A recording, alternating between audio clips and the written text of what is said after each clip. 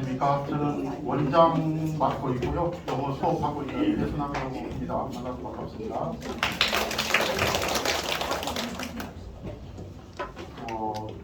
되게 긴장되는 상황이죠. 긴장되는 상황이고 입시라는 게 되게 가변적이어서 항상 성적이 나왔던 애들이 잘 나오는 것도 아니고 또 안 나왔던 애들이 되게 올라가기도 하고 그런 관계거든요. 저는 이제 2008년에 마지막 담임을 했는데요. 이제 이런 아이가 있었어요. 9월 평가원 시험입니다. 어떤가요? 어느 정도 갈까요? 다 3이네요. 서울 거는 좀 힘들겠죠? 친구는 연대 법대를 지났어요.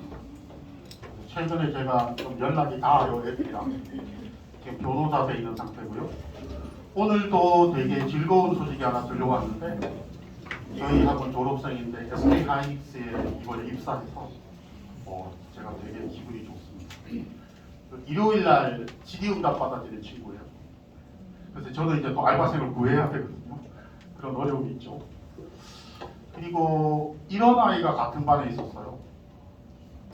얘는 어떤가요? 저기를 한번 보세요. 100분위를. 어마어마하죠. 뭐가 지금 살짝 문제인가요? 수학이 살짝 문제죠. 얘가 9월달에 학원을 그만둡니다. 상대평가 때 영어가 10번 시험 보면 10번 만점 맞았거든요. 제가 이제 이 친구한테 그러지 마라. 너 장학 혜택 100% 줄 수도 있고 1분만 버텨라. 그래서 얘가 뛰쳐나가서 수학만 이제 열심히 하거든요. 그래서 수학을 100점을 맞아요. 그리고 영어가 3이 나옵니다. 중대 갔어요. 구평에도 이런 변화가 일어납니다. 그래서 이제 학생들이 가장 많이 하는 실수 중에 하나가 자꾸 난이도를 자기가 결정해요. 뭐 6평에 어떻게 나왔으니 뭐 이거는 됐고 뭐 수학을 어떻게 한다느니 개소리죠. 뭐 평가 원장도 못 맞추는 그 난이도를 왜 자기가 맞추나요? 그렇게 하면 안 되는 거고요. 저희들이 이제 반수반 또 시작되거든요. 반수반 때 저희들이 일어났던 일들입니다. 6월 20일 후반부터 다녔던 애들한테 일어났던 일이에요. 안양대를 다니던 아이였어요. 우리 향토대학교죠? 네, 향토대학교입니다. 향토대학교. 어떻게 됐을까요? 이렇게 갑니다. 많은 변화가 있습니다. 이거는 마크 모르시겠죠? 맞춰보세요. 이거 마크 아는 분 한 분도 못 봤습니다. 이게 외관에 있는 금호공대입니다. 김천에. 얘는 25살에 재수하러 왔고요. 금호공대 뭐 다니면 기분 좋을까요, 얘들이? 해병대 제대한 아이였는데요. 얘는 이제 다시 공부해서 경희대 갔죠. 이게 이제 반수반에서 일어나는. 숙명여대 갔던 친구가 이제 성신여대 가고요. 인천대 다닌 친구가 경희교대 가고. 이거는 만만치 않습니다. 이것도 강원대 삼척 캠퍼스. 이게 한 300m 정도 걸어가면 바닷가라는데요. 이 친구는 세종대 국방 시스템 5조. 그러니까 이제 결정된 게 없는 거예요. 아직까지. 그래서 몸 관리 잘해야 되고 예습 정말 열심히 해야 되고 수업 시간에 정말 집중 잘해야 되고 오늘 제가 SK 하이닉스 들어가도 되게 기쁘지만 오늘 애들이 저한테 질문을 되게 많이 했어요. 이런 것도 되게 기쁜 일이거든요. 그냥 지 혼자 막 인강 대충 보다가 끝나는 게 아니라 궁금한 게 생기고 와서 질문하고 고쳐주고 그러면서 자기 공부 방향을 잡아가는 거. 그래서 이런 게 늘 진행되고 있습니다. 자기 공부 열심히 하고 체력 관리 잘하고 플래너 잘 쓰고 수업 시간에 집중 잘하고 질문 많이 하고 모의고사 결시하지 말고 최선의 노력을 다하면 작년에 일어났던 일이 왜 올해 일어나지 않을까요? 그렇죠? 어차피 반복되는 겁니다. 저희들이 이 모습을 정말 최선을 다해서 잘 올해도 만들어내도록 열심히 노력하겠습니다. 박수 한번 쳐주시죠. 저 다음으로 이제 이야기하실 분은 장문성 원장님이신데 종로 학력개발원 원장님이세요. 그러니까 저도 이제 뭐 입시 밥을 한 28년 정도 먹은 사람인데 입시 자료가 아주 튼튼하십니다. 튼튼하시고 블로그 들어가면 2,100만 명 들락날락 하신 파워 블로그시죠. 그리고 자료를 보면 정말 우리나라에 있는 모든 대학이 전부 다 망라되어 있는 그런 분이거든요. 장문성 원장님을 큰 박수로 맞아주십시오.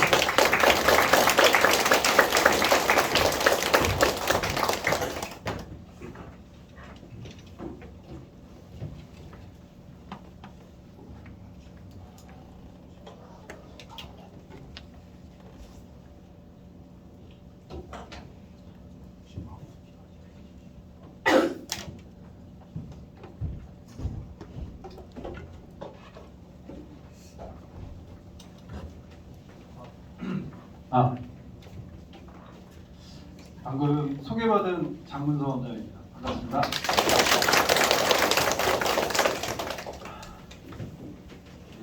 원장님이 파워블로그다. 요즘은 파워블로그라는 표현을 잘 안 쓰긴 하는데 제가 이제 종로학원에서 사실은 꽤 오랫동안 저도 이제 담임도 하고 학원 선생님들이나 뭐 이런 분들이 담임을 하다 보면 이런 입시를 또 좀 공부를 많이 합니다. 학교 선생님들도 이제 3학년 담임 되면 야, 우리 반 애들 이제 어떻게 대학 보내나 뭐 이런 고민을 하잖아요. 재수 학원도 마찬가지인 것 같아요. 저도 한 10년 전까지는 담임도 하고 뭐 이렇게 이제 하다가 요즘에는 주로 이제 입시에 대한 얘기만 쭉 하고 있습니다. 오늘 사실 이제 제 뒤에도 또 선생님들도 나와서 얘기하시고 그래서 조금 짧게 한 1시간 정도에 끝내야 되는 이 또 의무가 있어서 제가 간단하게 제 소개는 좀 넘어가겠습니다. 그러니까 뭐 제 블로그를 한번 들어와 보시면 제가 이제 어떤 일을 하는지는 아마 아실 거고요.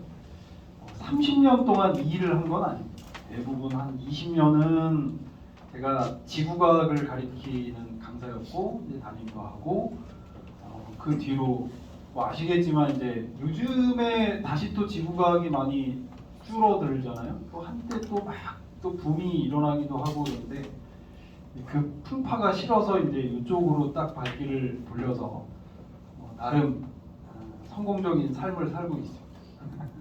그리고 여러분들 이제 지금 보시는 그 QR은 그 앞에서 그 자료를 다운 받으신 거 말고 제가 그냥 제공하는 자료라고 보시면 됩니다. 사실은 제가 이런 종류의 설명회를 올 때 항상 고민이 많아요.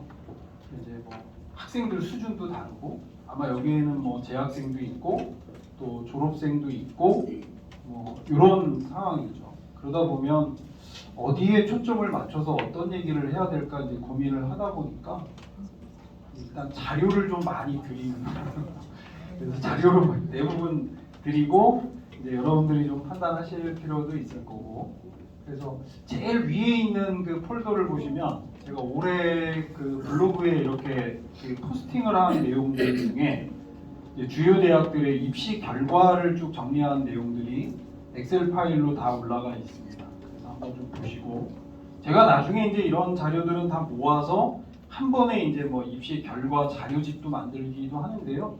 아직은 이제 거기까지 작업을 좀 못했고요.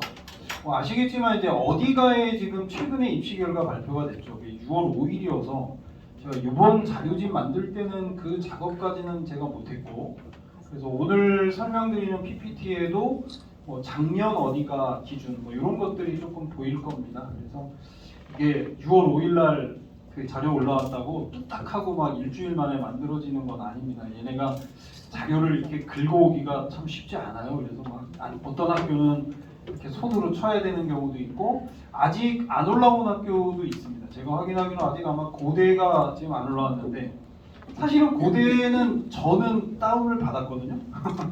그게 첫날 잠깐 올라왔다가 사라졌는데 그 뒤로 이제 나중에 들어가신 분들은 왜 안 올라오냐 이러는데 뭔가 아마 제가 볼 때 오류가 있는 것 같아요.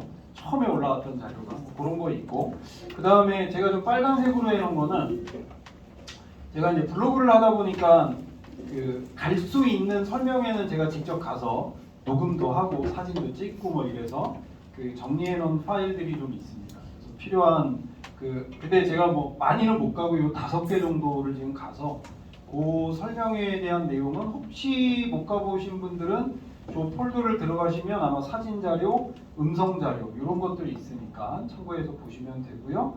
맨 아래쪽에 있는 건 뭐 이제 오늘 PPT하고 그다음에 제가 자료집을 하나 만들어서 PDF 파일을 올려놓은 게 있습니다. 130페이지짜리니까 그냥 제가 2027학년도 지금 수시 모집 요강이 5월 말에 발표가 됐거든요. 그래서 뭐 일정이라든지 이런 거 좀 정리할 거는 대부분 그 자료집에 좀 정리를 해서 넣어놨으니까 그냥 보시면 됩니다. 그리고 한 일주일 정도 이렇게 한 열흘 정도 다운 받으실 수 있게 제가 그 열어 드리니까 차근차근 한번 보시면 될 것 같습니다. 자, 이제 본격적인 그 설명회를 시작하도록 하겠습니다. 6월 모의고사를 통해서 과연 뭘 얻어야 될 것인가?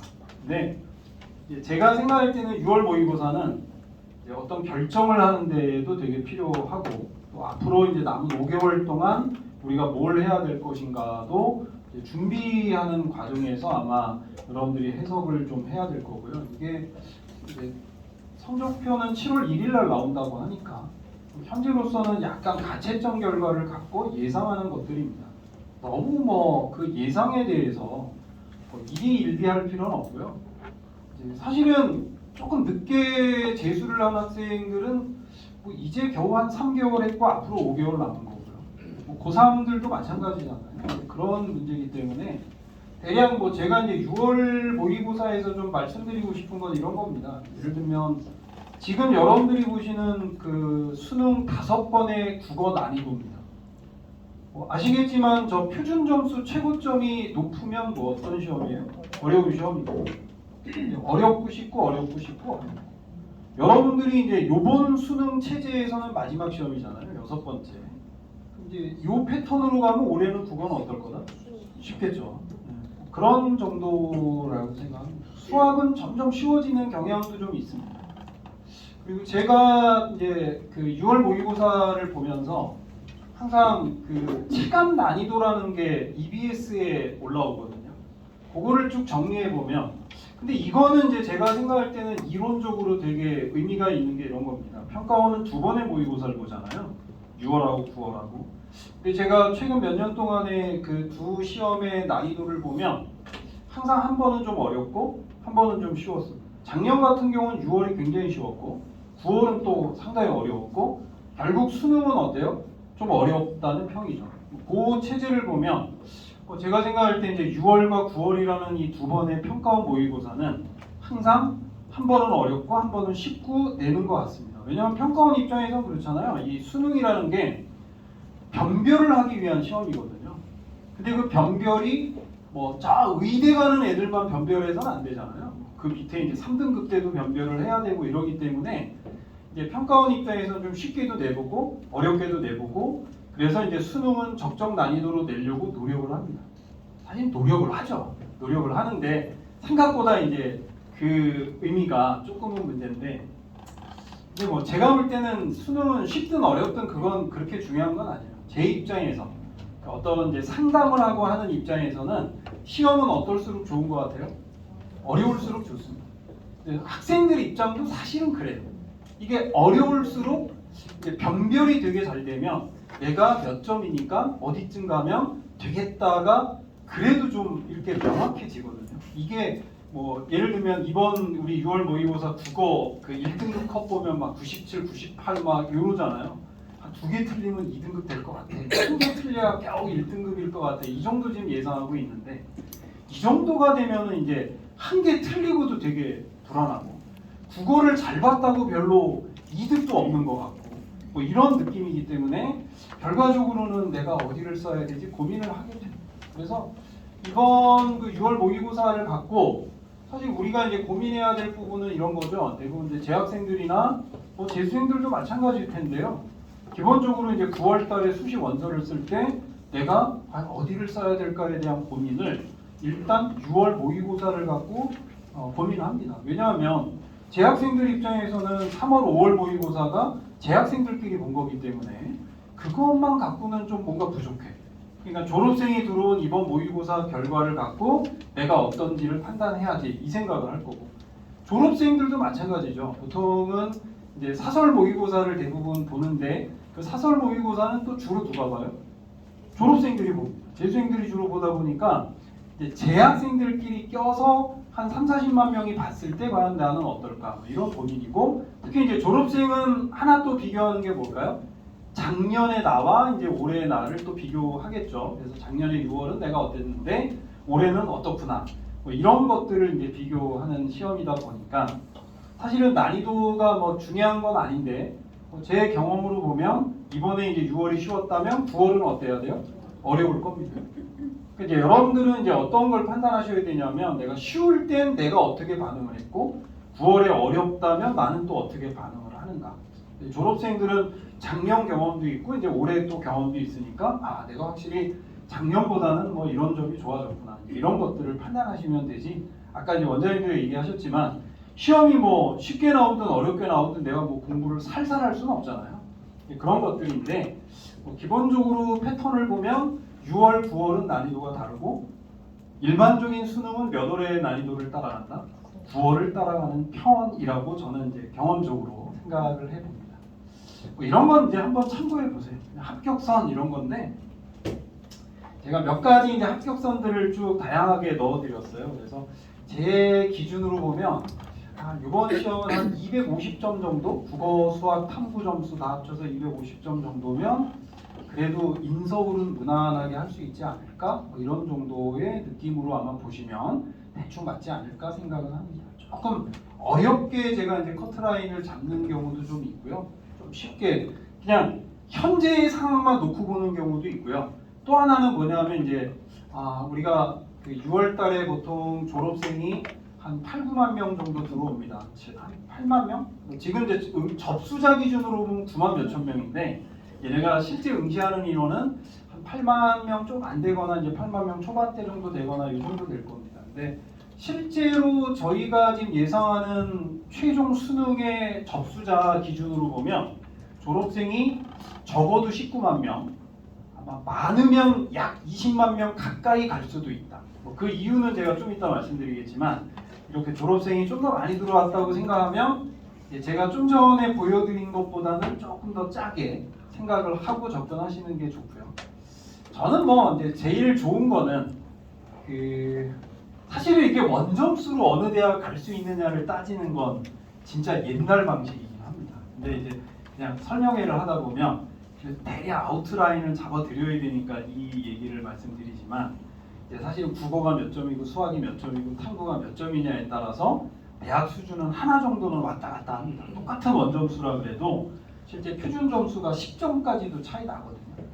그러니까 사실 여러분들이 이제 저는 제일 쉽게 이렇게 쓸 수 있는 그 도구가 뭐냐면 그 고속성장 분석기라는 게 있어요.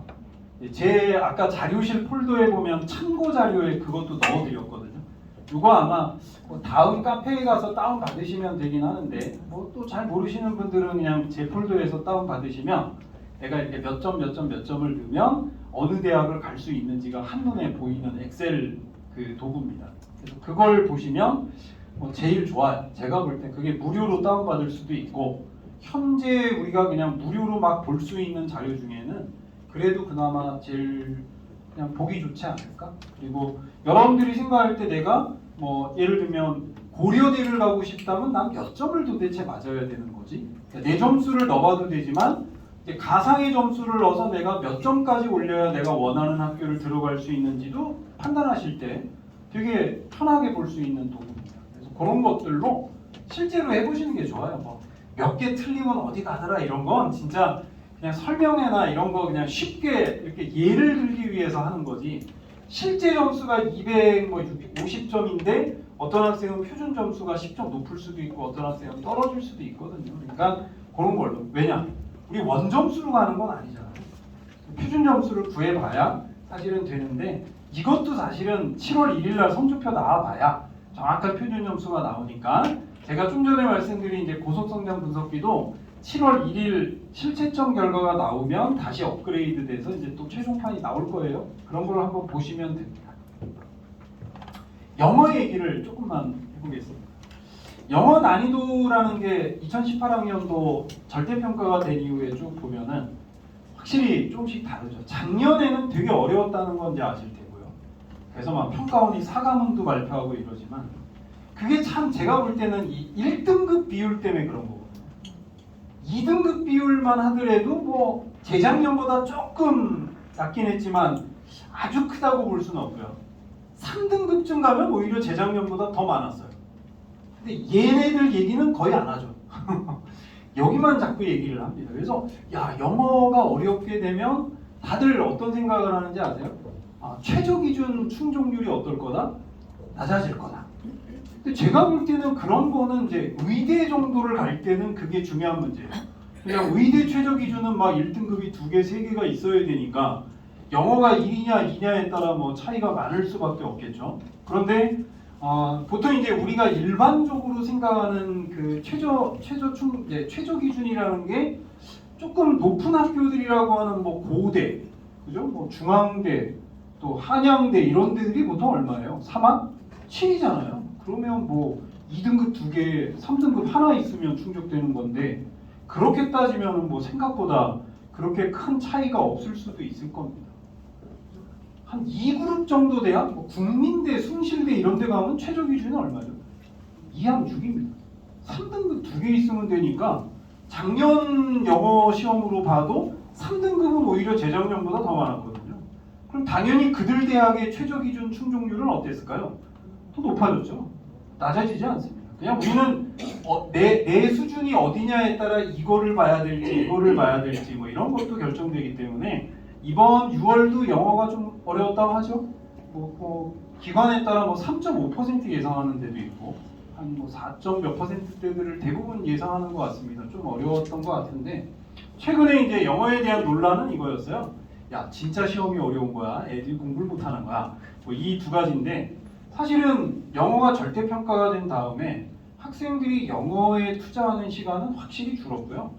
뭐 똑같은 난이도로 만약에 시험을 낸다면 한 10년 전 학생들보다는 훨씬 아마 실력은 떨어져 있다는 게 기본적인 얘기입니다. 그래서 평가원이 그 난이도 조절을 참 못한다기보다는 어쩌면 이제 학생들이 영어를 대하는 자세의 문제인데 저는 이제 영어는 뚜렷해요. 만약에 수시 모집이 기본적으로 내 최종 목표다 이러면 영어는 1순위라고 저는 생각합니다. 가능하면 1등급 맞아놓으면 최저 기준 맞추기는 훨씬 좋겠죠. 그래서 웬만한 시험이 나오면 한 95점 이상 나올 수 있게 만드는 거 그게 고1, 2때 이미 갖춰져 있으면 뭐 훨씬 좋겠고 뭐 이런 얘기를 하죠. 하지만 정시 모집이 만약에 기준이 된다. 이 얘기가 이제 그 얘기입니다. 그러니까 작년에 영어 1등급 비율이 되게 낮아서 영어가 어려웠다 하지만 실제로 각 대학의 최저 기준 충족률을 보시면 오히려 어때요? 올라갔죠. 떨어지는 경우가 별로 없어요. 그거는 대부분 이들 대학의 최저 기준이 3합 7 정도가 높은 편이고 뭐 2합 5나 2합 4 이 정도이기 때문에 2등급이나 3등급을 맞추는 최저 기준에서 1등급 비율이 3.5%라는 건 별 의미가 없는 거죠. 그건 이제 아까 얘기한 데 의대 라인쯤 가봐야 뭐 이제 겨우 그 의미가 있을 거라고 보게 됩니다. 근데 실제로 경희대 같은 경우는 3합 4거든요. 의학 계열이.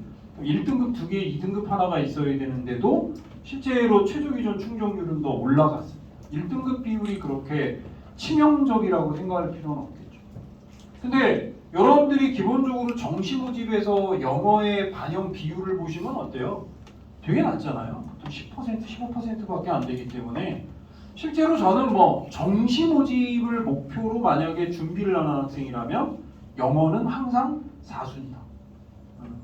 죽어라고 해서 1등급을 맞을 이유가 없고 차라리 영어 1등급 맞을 바에는 국어 수학에서 한 문제 두 문제 더 맞추는 게 훨씬 더 이득이다. 뭐 이런 얘기를 하는 건 등급 간의 점수 차이를 보면 처음에 영어 절대평가가 나온 이후 대학들은 점점 1등급과 2등급의 차이를 줄여가고 있어요.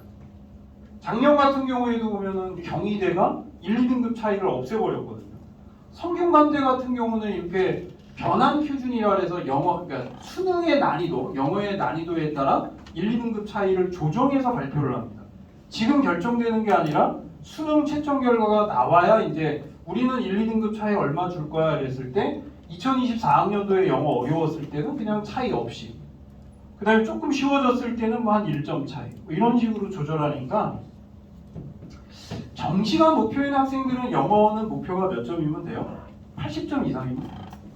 2등급 정도를 맞으면 아주 특별한 경우가 아니라면 치명적이지는 않다고 보죠. 차라리 영어에 투자할 시간을 돌려라. 우리가 쓸 수 있는 시간은 항상 정해져 있잖아요. 그러니까 내가 전체 쓸 수 있는 시간 중에 영어에 몇 시간, 국어에 몇 시간, 수학에 몇 시간을 정해야 된다면 결국은 영어는 제일 적은 시간을 투자할 수밖에 없는 이런 구조인데 제가 생각할 땐 수시가 목표라면 영어는 사실은 높은 등급일수록 좋으니까 여러분들이 실제 영어에 투자를 좀 더 많이 해야 될 것 같습니다. 그 정도만 우리가 체크하고 갈 수 있으면 될 것 같고요. 2027학년도 환경도 뭐 여러분들 많이 들어왔던 것들이니까 가볍게 보죠. 첫 번째는 이제 제가 생각할 때는 졸업생이 과연 얼마나 될까. 올해 졸업생이 지금 관심거리가 되는 거는 올해가 이제 교육과정의 마지막 해고 내년에는 새로운 교육과정이 바뀌고 그게 또 변화가 좀 크죠. 사실은 기존에 지금까지 왔던 거에 비하면 뭐 내신도 9등급제에서 5등급제가 되고 수능도 선택 과목이 완전히 없어지는 형태. 어떤 게 유리한가 불리한가를 따지기가 조금은 애매하다 보니 이제 예를 들면 지금 현재 재수생들 같은 경우는 야 올해가 그래도 내가 준비했던 시험으로 다시 한번 할 수 있는 마지막 기회 뭐 이런 느낌이 항상 있습니다. 그래서 이제 과거로 돌아가면 2021학년도가 또 새로운 교육과정으로 넘어가기 직전 연도인데 항상 그런 애가 조금 재수생 비율은 높습니다. 그러니까 원래 재수하는 애들은 있잖아요. 근데 이게 이제 원래 하는 애들에다가 조금 더 플러스가 되는데 사실은 올해는 얘까지 이제 좀 영향을 준 거라고 저는 봐요. 지역의사제가 488명이 신설이 됐습니다. 우리는 지역의사제를 쓸 수는 없잖아요, 그죠? 안양 지역에서 뭐 일단 중학교를 나왔다 이러면 안 되는 거라는 거 아실 테고 경기도 지역에서 일부 지역은 지역의사제가 되긴 하지만 사실은 이제 중요한 거는 이 지역의사제를 갈 수 있느냐 없느냐는 건 이제 그들의 문제인 거고 우리의 문제는 이 488명을 뽑을 때 경쟁률이 예를 들면 10대 1만 해도 이제 여기에 지원하는 애들이 몇 명이에요? 4,800명은 지원을 합니다. 근데 이게 어차피 수시 6회 지원 제한에 들어가는 거거든요. 그럼 작년에 쓰지 않았던 애들이 한 5,000명이 의대를 쓴다는 얘기인데 의대가 지역 의사제라 그러면 간혹 가다가 뭐 2등급, 3등급도 붙을 수 있는 거 아닙니까? 뭐 이런 얘기도 있지만 제가 볼 때는 뭐 그런 의미는 있겠죠. 뭐 민사고 애들이 강원도의 지역 의사를 뭐 학종으로 썼다면 제가 볼 때 민사고 아마 4등급, 5등급 애들도 붙겠죠. 뭐 이런 정도의 느낌으로 갈 수 있거든요. 근데 이제 그런 건 좀 특별한 케이스고요. 일반고라면 제가 마지막에 한번 그런 얘기를 한번 드리겠지만 이런 거예요. 수시는 참 웃긴 게 정시는 이렇습니다. 예를 들면 정시는 대부분 수능 100이잖아요. 기준이 하나밖에 없죠. 그러면 의대와 약대가 있다. 어느 쪽 그 합격선이 높을까요? 당연히 의대가 높아요. 여러분들 같으면 의대가 되고 약대가 됐는데 약대를 간다? 이런 경우는 극히 드물다고 봐야죠. 없진 않겠죠. 없진 않겠지만 대부분 그런 경우는 별로 없습니다. 그런데 수시로 가보면 조금 얘기가 틀려져요. 왜냐하면 수시는 대부분 학생부, 교과나 학생부, 종합전형이나 기준은 뭐예요? 내신입니다.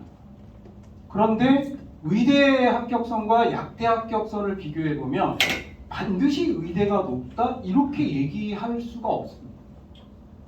왜냐하면 우리는 수시 모집의 대부분의 특히 비수도권, 지방권에 있는 의대나 약대는 내신만 보는 게 아니라 뭘 봐요? 수능 최저 기준이라는 걸 봅니다. 근데 이 수능 최저 기준이 1등급이 3개가 필요한 4합 5인 경우도 있고 1등급이 없어도 되는 3합 6도 있는 거잖아요. 그래서 제가 보통 자료집을 만들 때 가장 비교해서 많이 예를 들어 드리는 학교가 전북대인데요. 전북대 같은 경우는 학생부 교과 일반 전형, 지역이야 이제 뭐 별도로 치고 일반 전형을 기준으로 보면 의대 같은 경우는 4합 5예요. 두 과목 평균의 절사 뭐 이렇게 표현을 하는 뭐 우리 현존하는 최저 기준 중엔 아마 가장 높은 그룹이라고 봐야 될 거고요. 약대, 전북대 약대는 최저가 얼마냐면 3합 7이에요. 3합 7이면 아까 우리 뭐 있으면 된다 그랬죠? 2등급 2개, 3등급 하나 있으면 되잖아요. 의학 계열에서 3합 7은 거의 없는 거라고 봐도 됩니다. 그러면 2026학년도, 2025학년도 2개년치를 묶어봐도 약대 4명 뽑거든요. 얘 평균 등급이 1.04입니다.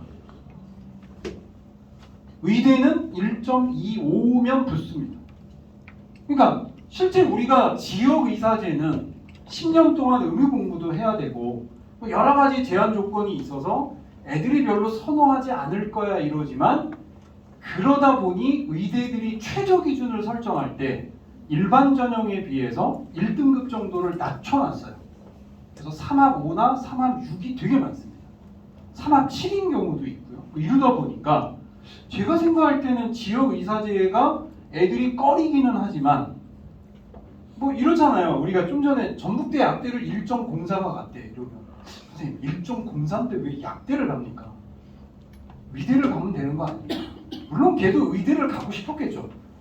그런데 의대를 못 쓰는 이유는 뭐예요? 최저가 안 되니까. 3합 7밖에 안 된다고 생각하면 그러니까 우리가 아까 봤던 고대 학교 추천 뭐 성균관대 이런 데 학교 추천들도 대부분 3합 7이죠. 거기 가는 애들도 제가 보면은 1.2, 1.3인 애들 되게 많아요. 그죠? 최종 합격선도 1.3인 과도 있어요. 야, 1.2인데 왜 약대를 가지 고대를 가? 그러면 이제 걔네들도 가고 싶죠. 근데 최저가 이제 보통 약대는 3합 6, 3합 7도 있지만 사실은 3합 5도 되게 많거든요. 일반 전형의 경우는.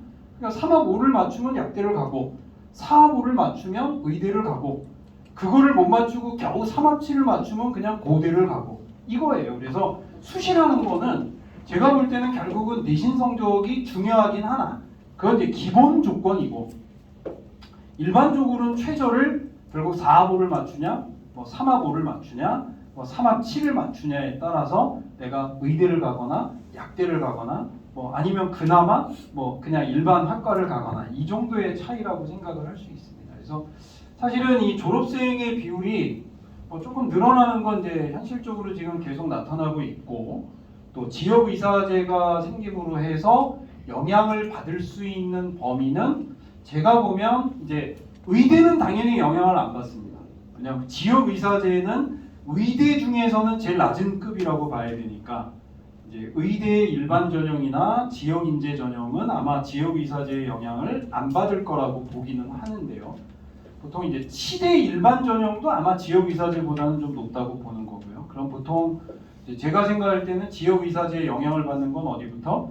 약대부터 이제 시작을 해서 아마 일반 학과는 연고대나 서성한 정도의 추천 전형들, 교과 전형들은 직접적인 영향을 받기 때문에 실제로 조금 더 합격선은 좀 떨어질 수 있을 거다 이렇게 되는데 제가 지금 예상하는 거는 조금 더 갈 수 있는 거, 그러니까 생각보다 좀 더 많이 떨어질 수 있는 이유 중에 하나는 요거인 것 같습니다. 보통 지금 이제 확인되는 바로 의하면 6월 그 모의고사 접수자 기준으로 이제 자료가 나왔잖아요. 작년보다도 이제 사탐 선택이 훨씬 더 많아졌고요.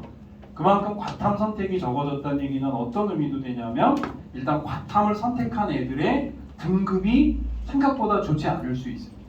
어차피 이거는 그 전체 인원에 대한 4%, 11%를 잘라야 되기 때문에 과탐에서 1등급을 받을 수 있는 인원은 작년보다도 어때요?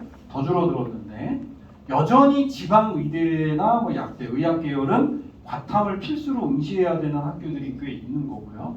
그러다 보면 지역 의사제 쪽으로 이제 그 과탐 인원들이 꽤 많이 빠져나가다 보면 내신이 우수하거나 최저가 어느 정도 충족될 만한 3합 5, 3합 6 정도 충족될 만한 애들이 이쪽으로 빠져나가게 되면 그 아래쪽에 있는 학교들은 최저를 맞출 만한 이제 그 내신 이제 우리가 생각하는 과탐을 하는 이과 애들 중에 내신이 높은 애들 중에 최저를 맞출 수 있는 애들이 조금 더 줄어들 수 있겠죠. 그래서 조금 더 이제 졸업생들 같으면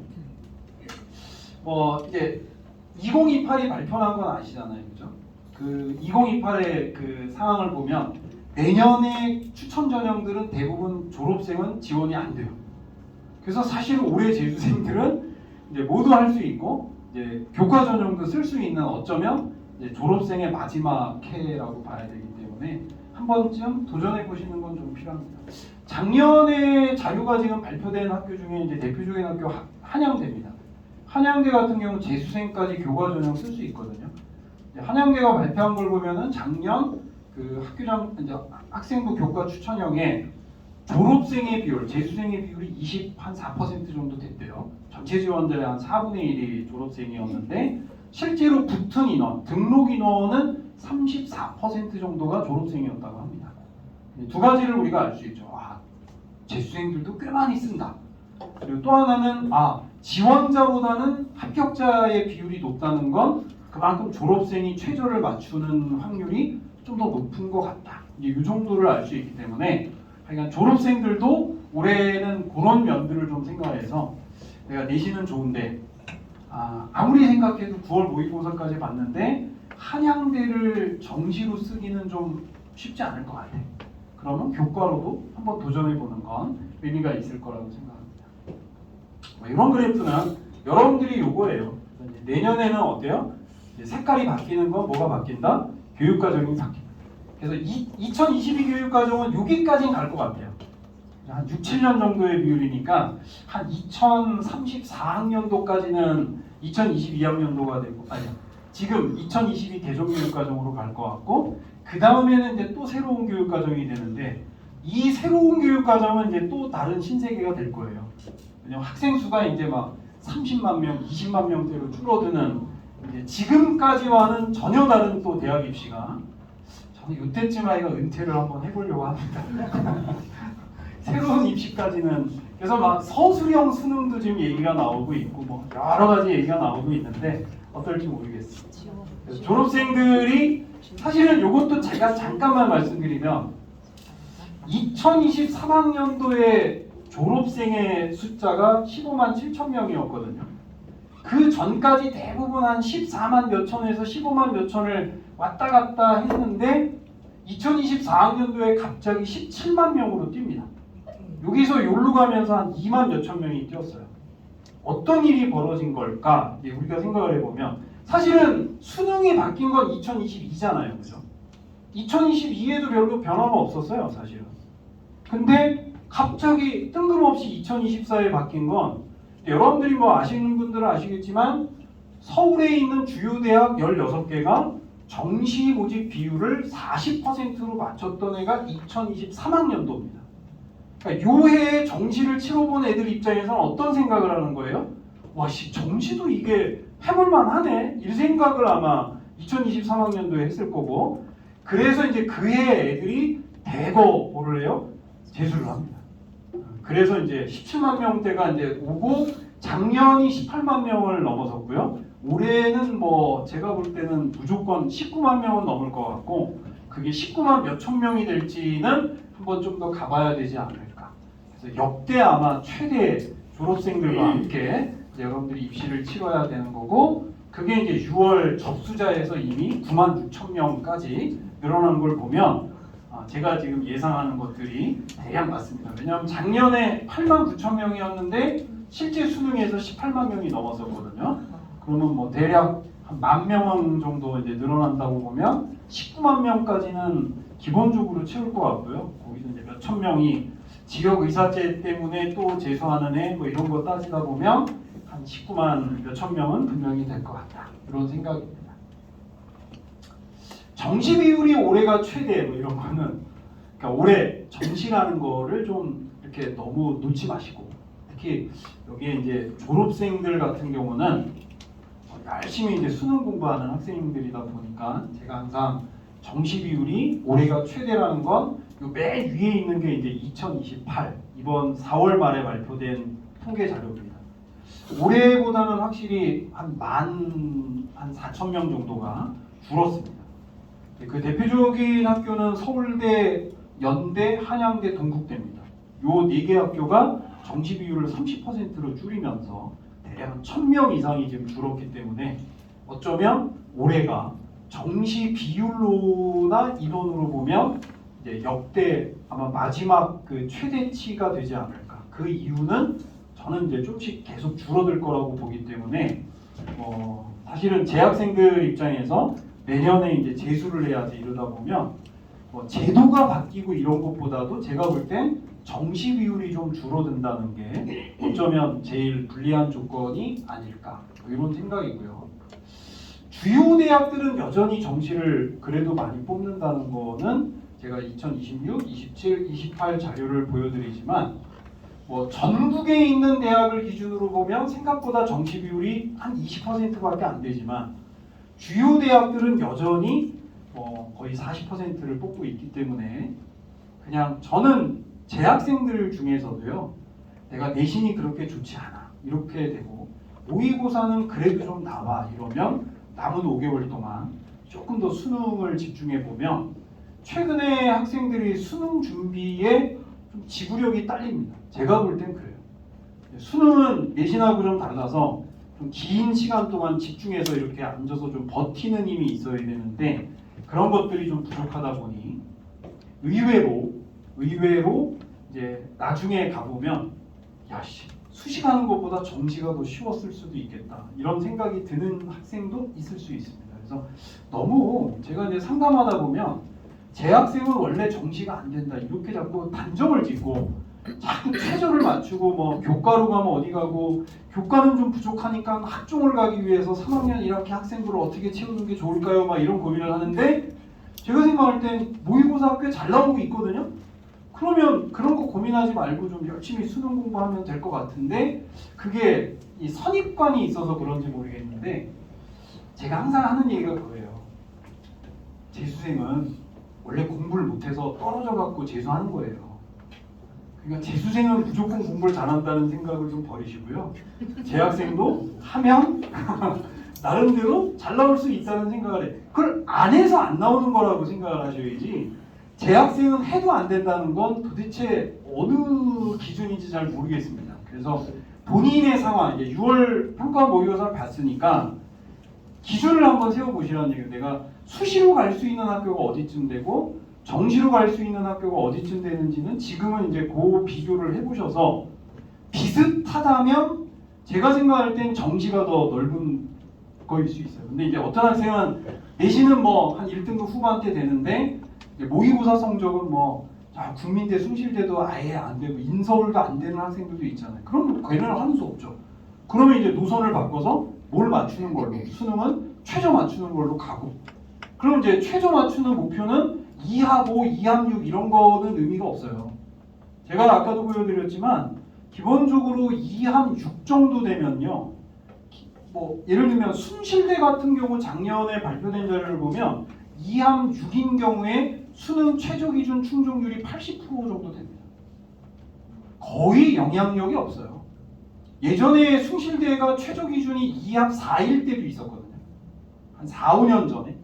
그때는 수능 최저 기준 충족률이 30%, 40%가 된 적이 있어요. 그때는 그냥 내신으로 한 2등급 중반대도 붙는 과가 되게 많았어요. 그래서 당시에는 야 이게 학생부 교과 전형이야, 수능 전형이야 이런 말이 나올 정도로 최저 기준만 맞추면 한 2등급 중반대 애들도 그냥 무난하게 붙고 3등급 초반대까지 붙는 사례가 나왔었거든요. 근데 이게 2합 4가 2합 5가 되고 2합 5가 2합 6이 되고 보니까 최저 기준 충족률이 거의 2배로 뜁니다. 이 정도 되면은 거의 펑크가 안 나요. 그러면 전년도 입결 보고 쓰셔야 돼요. 그냥 한 장 정도 예외를 바란다면 제가 볼 때는 3합 7 요 정도에서는 여전히 조금씩은 좀 변화가 나오는 것 같으니까 만약에 재학생이 조금 공부를 잘해. 근데 정시로는 죽었다 깨나도 내가 목표하는 대학을 못 가 이러면 3학 7 정도를 목표로 만들어 놓고 그걸 채우고 나서 약간 펑크를 기대하면서 이제 상향 지원하는 건 저는 가능하다고 봅니다. 사탐론 얘기도 여러분들 쭉 자료 보세요. 자료 보시면 그러니까 예를 들면 제가 그냥 보여드리는 게 2024학년도 수능에서는 사탐 응시자가 41만 명, 과탐 선택자가 44만 명. 과탐이 좀 더 많았던 게 2024가 마지막입니다. 그런데 2025학년도에 이 차이가 10만 명 차이가 났고요. 작년의 차이는 35만 명 차이가 났습니다. 그러니까 말도 안 돼 이러지만 올해는 제가 볼 때는 거의 45만에서 50만까지 차이가 나서 실제로 여러분들이 보시면 지금 6월 접수자 기준으로 보면 과탐은 3만 5천 명이 줄었는데 재학생, 사탐은 3만 1천 명이 늘었으니까 작년보다도 지금 훨씬 더 사탐 선택 비율이 높아지고 있다는 거죠. 모의고사로 보면 진짜 말도 안 되는 그래프가 나오더라고요. 지금 이게 보면은 파란색이 사탐, 빨간색이 과탐이에요. 그럼 이건 이제 올해 5월달, 이건 작년 5월달, 재작년 5월달 이러면 2024학년도까지는 진짜 거의 차이가 없잖아요. 작년, 재작년. 그럼 올해는 이거보다도 차이가 어때요? 더 커진다는 얘기잖아요. 그럼 도대체 얘는 얼마까지 내려가고 얘는 도대체 얼마까지 올라갈 거야? 이런 것들이 수능에서도 이제 벌어질 수 있는 겁니다. 의외로 보면 저는 처음엔 그랬거든요.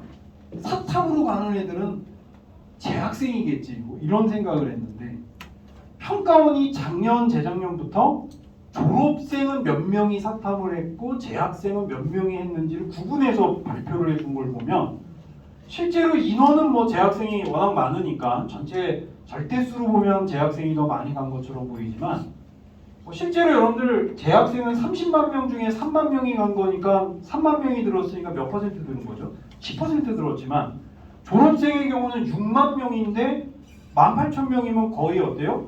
3분의 1, 한 30%가 늘은 거잖아요. 비율로 보면은 재수생들이 좀 더 적극적으로 사탐으로 가고 있다는 걸 의미하기도 해요. 왜냐하면 얘네는 고3 때 해보니까 아닌 것 같아. 옆에는 보니까 사탐으로 바꿔서 성공한 거야. 뭐 이런 느낌들이 좀 더 그 확률들이 이제 실전으로 보다 보니까 야 나도 그러면 사탐으로 가야 되겠다 이러고 2월 3월에 이미 사탐으로 바꿔버린 애들이 많죠. 고3은 아직도 고민하는 애들이 있어요. 6월 달을 보고 제가 최종 결정하겠습니다. 6월이 이제 마지막 결정인데 그런 것들을 좀 봐야 되니까 그 정도. 자, 지역이사제는 제가 아까 말씀드렸죠.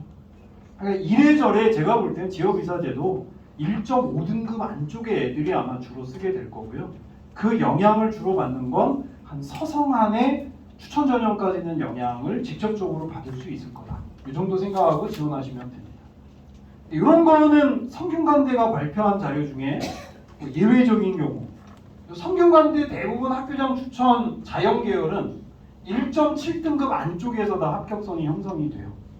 근데 소프트웨어학과 이게 올해 이름 바꿨습니다. 컴퓨터공학과로 바꿨는데 2.1인 애도 붙었다는 걸로 이렇게 되죠.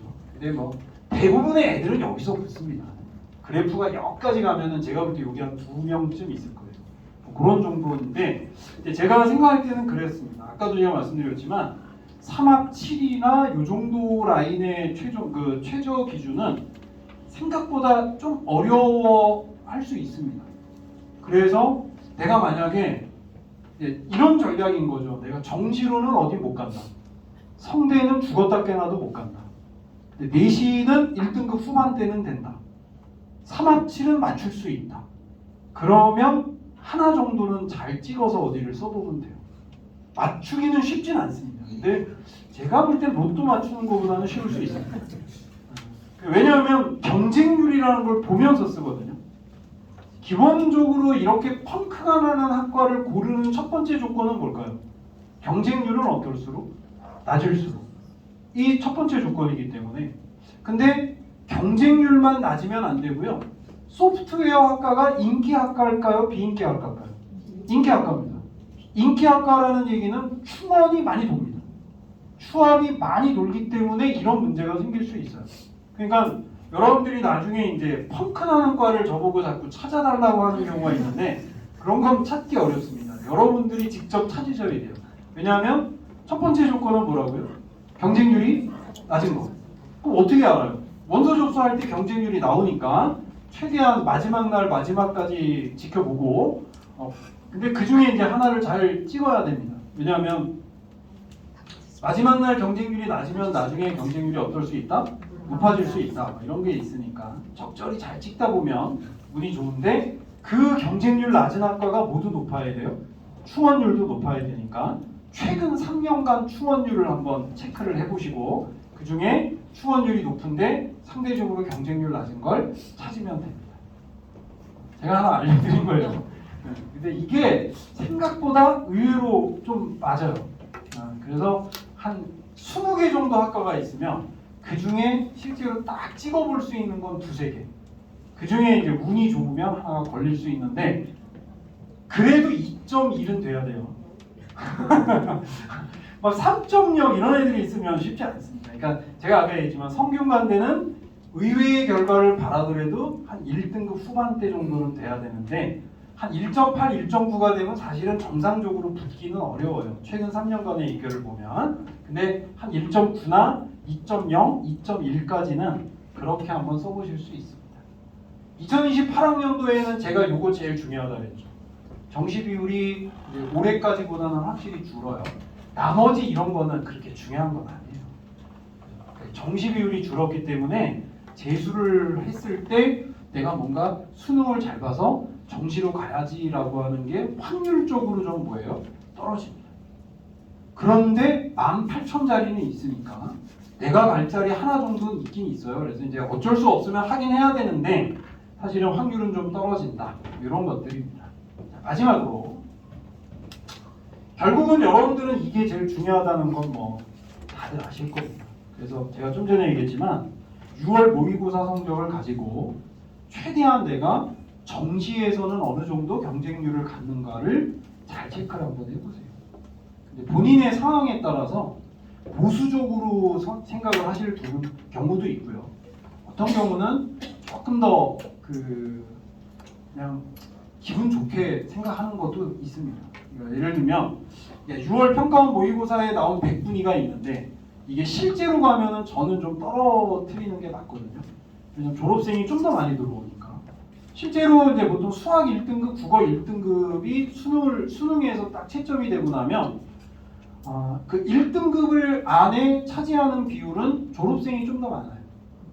수학의 경우는 한 60대 40, 국어의 경우는 한 55대 45 정도로 재학생이 50%가 좀 안 됩니다. 그러니까 여러분들이 만약에 5월 그 교육청 모의고사에서 내가 국어 100분위가 97이나 96으로 겨우 1등급 맞았다 이러면 수능에서는 무조건 2등급이라고 생각하는 게 맞거든요. 근데 100분위가 99쯤 되면 어때요? 졸업생 들어와도 밀려도 1등급은 무난하게 받을 수 있다. 이런 느낌으로 갈 수 있는 거니까 조금은 이제 여러분들이 생각할 때 야 그래도 내가 재학생이니까 남은 5개월 동안 열심히 하면 좀 올라갈 수도 있지 그러면 조금 여유 있게 그냥 본인의 100분위를 갖고 그냥 한번 지원 가능한 대학을 보시고요. 그냥 내가 조금 그 보수적으로 봐야지 난 안정적으로 올해 죽어도 가야 돼 뭐 이러면 기본적으로 제가 볼 때는 조금 100분위는 낮춰서 생각하시는 게 좋아요. 그러니까 1등급 되면 한 1, 2 정도 낮추고 2등급 되면 한 2, 3 정도 낮춰서 생각하는 게 좋다고 저는 생각은 합니다. 근데 이제 학생들이 착각하는 것 중에 하나는 이런 거죠. 내가 모의고사에 최선을 다 안 해서 그렇지 최선만 다하면 지금보다는 좋아질 거야 그런 생각이 제가 그런 애들한테 항상 뭐라고 대답할까요? 야 너만 최선을 다 안 하는 게 아니야. 남들도 다 최선을 다 안 해. 어떤 놈이 지금 모의고사 준비를 하고 5월 모의고사, 6월 모의고사 받겠냐. 내신 준비하기도 바빠 죽겠는데. 그러니까 현재 위치가 그냥 네 위치야. 다 같이 지금 최선을 다할 거야 앞으로. 뭐 이런 정도의 느낌입니다. 다만 저도 재수생 담임을 오래 해봐서 알지만 재수생들도 나름 열심히 하는 애들 중에 성적이 비약적으로 올라가는 애들이 분명히 있습니다. 다 올라가진 않습니다. 사람이 쉽게 바뀌진 않아요. 그러니까 학원도 다니고 막 담임 선생님이 막 뭐 써내라 그러고 뭐 이런 거잖아요. 그 혼자서 하기 쉽지 않거든요. 그러니까 아까도 이제 원장님하고 얘기했지만 독학지수하는 애들이 생각보다 성공 확률이 조금 더 떨어지는 이유는 이게 혼자 스스로 뭔가를 바꾼다는 건 참 쉽지 않아요. 그래서 제가 항상 이제 학생들한테 얘기하는 게, 야, 네가 습관적으로 공부하는 게 이미 10년 동안 굳어진 거야. 학교 생활을 이미 우리 10년 이상을 했잖아요. 고3이나 재수생이라면 한 12년, 13년을 한 건데 그 습관대로 공부해 갖고는 그냥 네 성적을 유지하는 게 그냥 실패하지 않는 정도의 수준일 거야. 그러니까 네가 공부하는 시간을 한 2시간, 3시간 늘린다든지 물리적으로 뭔가 변화가 돼야죠. 그래서 우리가 항상 제가 담임을 할 때도 얘기했던 거는 습관을 바꾸지 않으면 성적도 안 바꾸는 거야. 네가 습관대로 공부하면 당연히 점수도 습관대로 되죠. 왜냐하면 1등급 맞는 애들은 죽을 힘을 다해서 만점을 목표로 하는 거고요. 2등급 맞는 애들은 얼마나 간절하게 했어요. 한두 문제만 맞추면 1등급 될 것 같은데 걔네가 얼마나 열심히 공부하겠어요. 이미 습관도 갖춰진 애가. 근데 4등급 하는 애가 2등급을 목표로 공부하면서 2등급하고 비슷하게 공부하면 2등급이 되기는 쉽지 않습니다. 그죠? 4등급이 2등급이 목표라면 누구처럼 공부해야 돼요? 1등급처럼 공부해야 겨우 2등급 될까 말까? 이런 느낌으로 생각을 하는 게 맞습니다. 그래서 이것도 뭐 거의 비슷한 얘기예요. 경희대 자료인데 실제로 대부분의 경희대 학생부 교과 전형은 2.0을 넘어서 합격하는 사례가 많지 않은데요. 이런 과들 보면 조금씩 합격자들이 보이죠. 이것도 제가 볼 땐 최저 기준의 문제고 경희대 최저는 되게 약해요. 2합 5밖에 안 됩니다. 그럼에도 불구하고 이런 일들이 벌어지는 건 제가 학교 선생님들하고 얘기해 보면 2등급이 문제래요. 2등급. 애들이 죽을 힘을 다하면 3등급은 그럭저럭 맞춘대요. 왜냐하면 3등급은 전국에서 23% 안에만 들면 되잖아요. 근데 2등급은 몇 퍼센트 안에 들어야 돼요? 11% 안에 들어야 되니까 그거를 맞추는 거는 또 노력만 해갖고 안 될 수도 있다고 합니다. 그럼 대부분 애들은 뭐 갖고 2등급 안에 맞추고 싶어 해요? 영어죠. 작년에 이제 영어가 좀 어렵다 보니까 거기서 이제 실패한 사례들이 나오면 이런 결과들이 좀 나옵니다. 그래서 이 건축과 같은 경우 제가 자료를 보면 2명 뽑거든요. 최저 기준 맞춘 애가 3명이에요. 걔네 다 붙었어요. 그렇게 보시면 돼요. 이하고도 생각보다 만만치 않습니다. 그러니까 재학생들 특히 이제 재학생들은 야씨 2하나 3하나 그냥 누구나 맞추는 거 아니에요 이러지만 생각보다 어렵습니다. 실제 최저 기준 충족률이 50%안 되는 과들이 생깁니다. 그래서 그것도 여러분들 열심히 좀 보시고 학생부 종합전형은 뭐 기본적으로 뭐랄까요? 학생부 교과에 비해서는 좀 듬성 낮은 등급대 학생들이 보이긴 하는데 제가 이제 항상 얘기하는 게 학생부 종합전형은 개인전이라기보다는 뭐예요? 약간 단체전의 느낌이 있습니다. 그래서 내가 몇 등급이야도 중요하지만 어느 학교에 몇 등급이냐도 중요하고요. 또 하나는 그냥 여기 이제 재학생들 부모님들한테 내가 학생부 교과를 갈까 종합을 갈까를 저는 아주 단순하게 생각하시는 게 좋은 게 뭐냐면 예를 들면 이런 겁니다. 국어, 수학, 영어, 과학 4과목이 있는데 2개는 2등급이고 2개는 1등급이에요. 그럼 평균 몇 등급이죠? 1.5등급입니다. 근데 어떤 과목이 1등급인지 2등급인지가 중요한 거는 종합전형이고요. 사실은 어떤 과목이 1, 2등급인지 전혀 상관없는 게 무슨 전형이에요? 학생부 교과 전형입니다. 그래서 제가 항상 얘기하는 게 똑같은 1.5등급이라도 수학, 과학이 1등급이고 국어, 영어가 2등급인 애는 교과를 써도 되지만 뭐죠? 종합을 써도 좋은 결과가 나올 수 있어요. 근데 반대로 내가 이과인데 수학, 과학 성적이 국어, 영어에 비해서 좀 나쁜데 1.5등급이야 이러면 제가 볼 때는 그 학생은 죽어도 어딜 가는 게 좋아요? 교과 가야 됩니다. 학생부 내용은 제가 볼 때는 그 다음 얘기입니다. 그러니까 기본적으로 제가 주장하는 거는 너가 몇 등급이냐가 일단 전체 등급 중요하고요. 그 등급에서 그 과와 관련된 과목이 좋은 성적이냐가 더 중요합니다. 그런 애들이 부지기수로 와요. 그런데 내가 아무리 학생부를 좋게 꾸며놨다 하더라도 국어 영어 잘하고 수학 과학 못하는 애가 공대를 썼어 이러면 어떤 입학사정관도 좋은 점수를 줄 수가 없어요. 그게 정성평가라는 겁니다. 그래서 정량평가는 내가 뭘 선택했고 뭘 잘했고는 중요한 게 아니라는 거니까 이제 제가 보통 이과 애들 중에 물리 했어 안 했어? 물리 안 했어요 그러면 그럼 교과가 웬만하면 교과가 또 수학과학이 국어 영어보다 평균 등급에서 좀 떨어져 그러면 그냥 교과가 종합으로 가려면 학교 등급을 낮춰야 돼. 그 학교 등급을 낮춰서 갈 바에는 그냥 교과가나 얼추 비슷한데 굳이 너 왜 고생하게 면접도 봐야 되고 이런데 종합가냐. 종합 전형의 경쟁률은 30대 1이고요. 교과 전형의 경쟁률은 높아봐야 10대 1입니다. 그러니까 여러분들이 내가 교과를 가야 될까 종합을 가야 될까 물론 또 이런 얘기 하죠. 선생님 저도 교과 가고 싶죠. 교과 성적이 안 되는데 어떻게 해요? 그러면 이제 어쩔 수 없어요. 이제 6장의 카드 중에 2장은 상향, 4장은 안정을 쓸 건가? 아니면 2장을 안정, 4장을 상향으로 쓸 건가에 대한 이제 지침을 우리가 또 생각을 해야 되겠죠. 그러니까 6월 모의고사를 보시고 나면 그걸 결정하시는 거예요.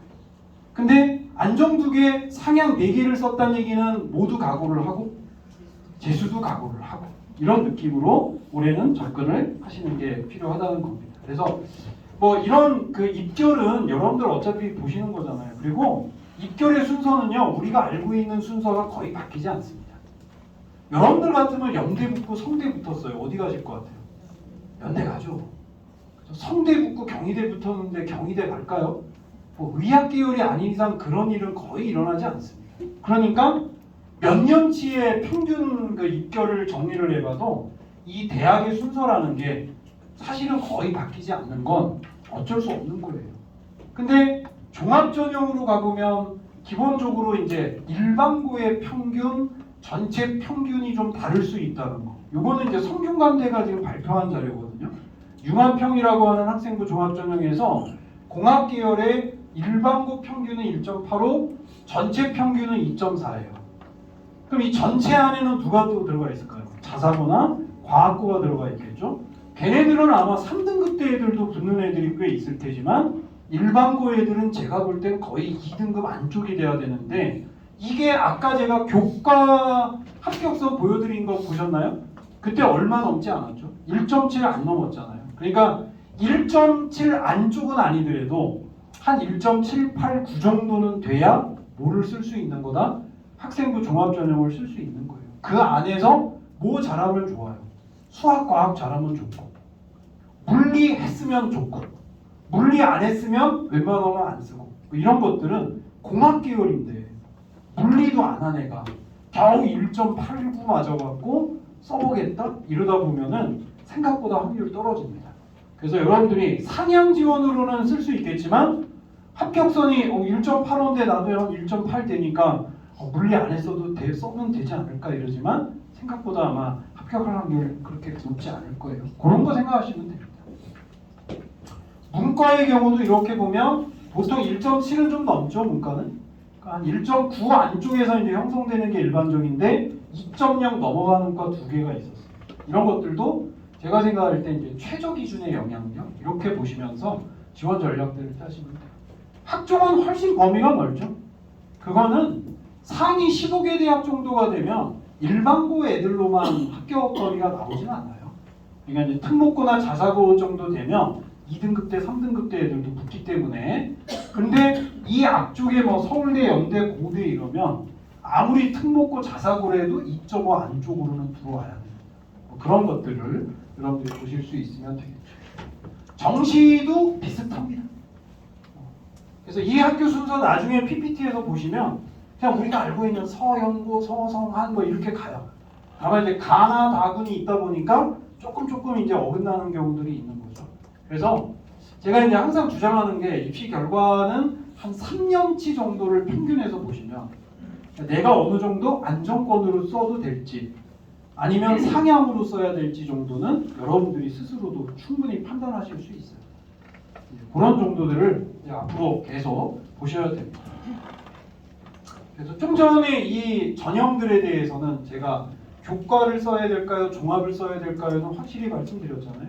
논술은 어떤 학생이 써야 돼요? 첫 번째 조건은 이거나 이거로 쓰기는 어려울 것 같아. 이제 진짜 안 돼. 그러면 얘를 씁니다. 내신이 1등급인데 논술을 쓴다? 굳이? 뭐 이런 느낌인 거죠. 확률이 매우 떨어지는 전형이긴 해요. 근데 이제 논술은 제가 볼 때는 뭐 확실히 쓸 수 있는 학생은 정해집니다. 기본적으로 내가 뭐 예를 들어 이과라면 국어, 영어, 탐구는 잘 못하는데 뭐만 잘해? 수학만 잘해. 이런 특이한 애들이 있어요. 근데 최저는 되는 것 같아. 이러면 써보면 됩니다. 그리고 논술 전형은 대부분 수능 후잖아요. 과감하게 쓰세요. 과감하게 쓰셔도 돼요. 그리고 뭐 대략 제가 이제 뭐 연고대, 서성한 이 정도 논술 쓰는 애들은 야 너 그 수학 모의고사에서 90점 넘어본 적이 있어? 뭐 이런 표현을 쓰거든요. 그 수학에서 90점 넘어본 적이 있다는 얘기는 매우 어려운 문제도 가끔 맞출 수 있다는 얘기잖아요. 그 정도 능력은 돼야 제가 볼 때는 뭐 연고대, 서성한 정도의 논술에 가서 꽤 좋은 결과를 얻는 것 같습니다. 80점 겨우 넘는 애가 뭐 서성한 쓰는 거는 그 사진에 나오는 수많은 애들 중에 하나지 합격자는 아닌 거예요. 그죠? 거의 몇만 명이 쓰거든요. 실제로 몇만 명이 쓰는데 실제로 원서 쓰고 반은 안 온대잖아요. 그리고 온 애들 중에 반은 최저를 못 맞춘대잖아요. 그러니까 입학처에서는 막 야 쓰기만 하면 최저만 맞추면 뭐 실제로 뭐 4분의 1로 줄어드는 거야. 그러니까 실질 경쟁률이 되게 낮아져서 합격 확률이 높아져 그러지만 그 실질 경쟁률조차도 10대 1은 없습니다.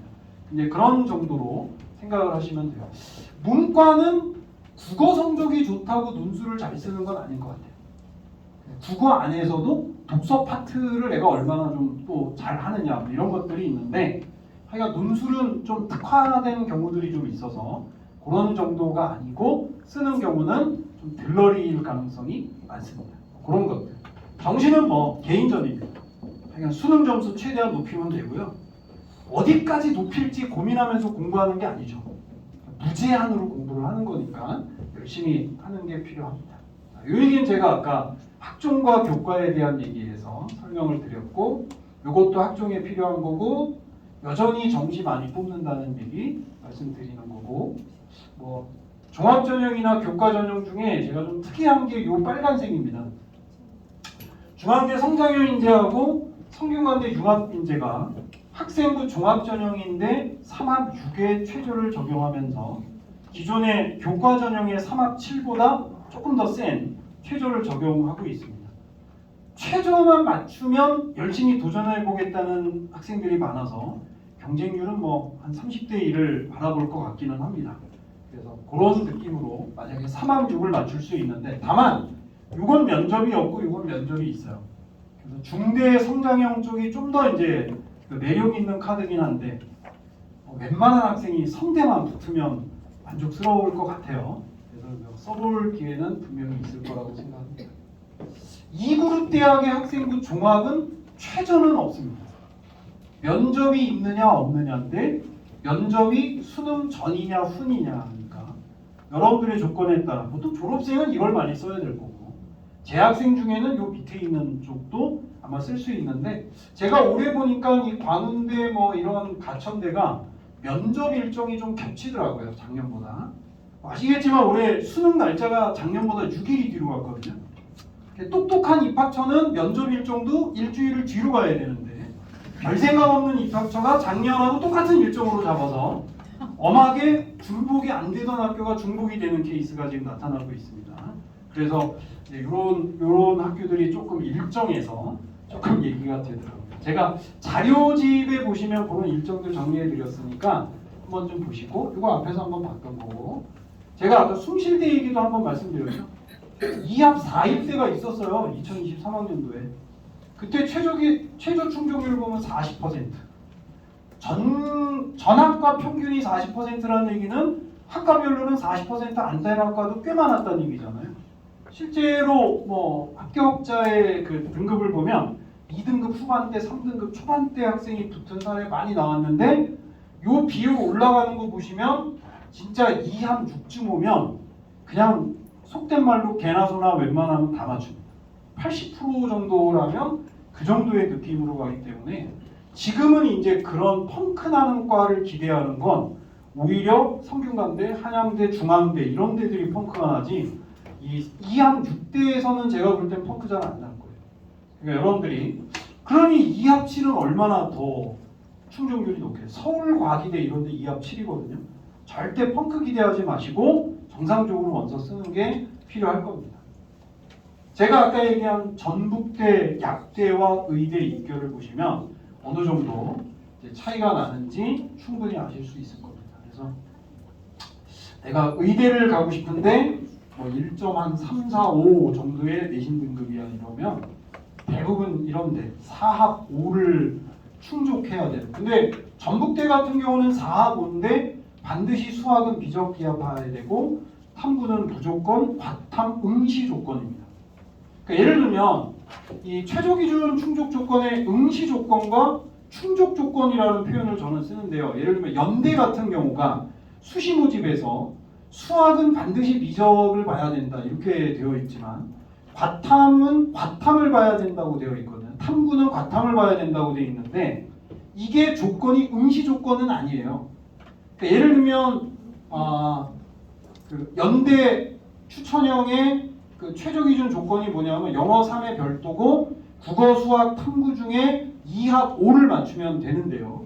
이 2합 5를 맞출 때 만약 국어하고 수학으로 2합 5를 맞춘다면 사탐 2개를 봐도 문제는 없습니다.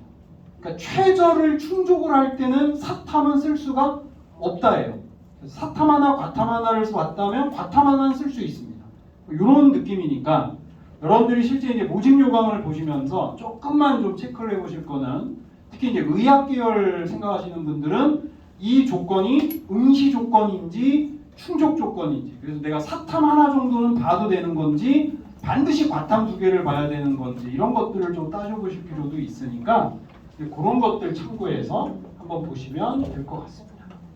자, 제가 오늘 준비한 내용은 여기까지입니다. 하여간 6월 모의고사 보고 여러분들이 뭐 이래저래 막 복잡하겠지만 일단 지금 열심히 준비하는 것들 잘 준비하시고요.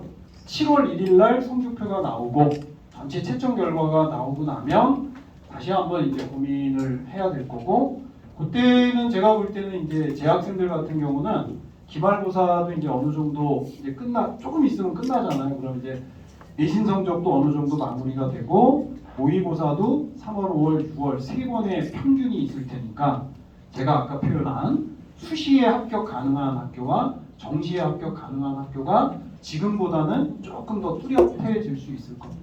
나름대로 여러분들에게 유리한 전형을 잘 찾아서 좋은 입시 결과들을 얻으시기 바랍니다. 자, 오늘 계획이 여기서 마무리되겠습니다. 고맙습니다.